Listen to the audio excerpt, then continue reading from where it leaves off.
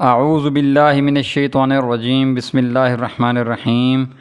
جی ناظرین کرام، آج کی حدیث کے سلسلے میں ہم 21ویں حدیث آپ کی خدمت میں پیش کر رہے ہیں۔ یہ مشکوٰۃ المصابیح کی حدیث نمبر 5464 ہے، قبل از قیامت علامتوں اور دجال کے ذکر کا بیان۔ اللہم صلی علی محمد وعلی آل محمد کما صلیت علی ابراہیم وعلی آل ابراہیم انک حمید مجید۔ اللہم بارک علی محمد وعلی آل محمد کما بارکت علی ابراہیم وعلی آل ابراہیم انک حمید مجید۔ حضرت حذیفہ بن اسید غفاری رضی اللہ تعالیٰ عنہ بیان کرتے ہیں کہ نبی اکرم صلی اللہ علیہ وآلہ وسلم ہمارے پاس تشریف لائے تو ہم آپس میں بات چیت کر رہے تھے۔ آپ صلی اللہ علیہ وسلم نے فرمایا، تم کیا باتیں کر رہے ہو؟ انہوں نے عرض کیا، ہم قیامت کا تذکرہ کر رہے ہیں۔ آپ صلی اللہ علیہ وسلم نے فرمایا، وہ قائم نہیں ہوگی حتیٰ کہ تم اس سے پہلے 10 نشانیاں دیکھ لو۔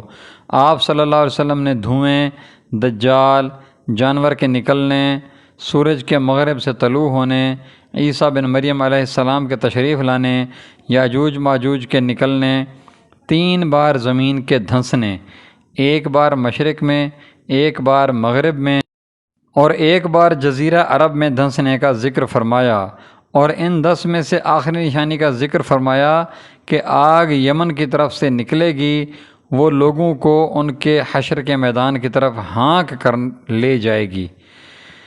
اور ایک روایت میں ہے، عدن کے آخری کنارے سے آگ ظاہر ہوگی، وہ لوگوں کو حشر کے میدان کی طرف ہانکے گی۔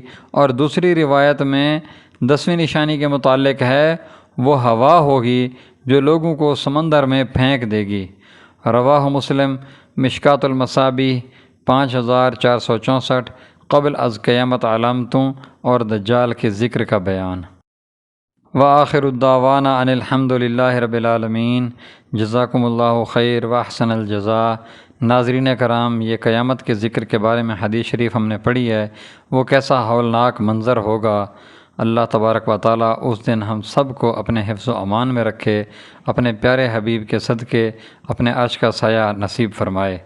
آمین ثم آمین۔ جزاکم اللہ خیر واحسن الجزاء۔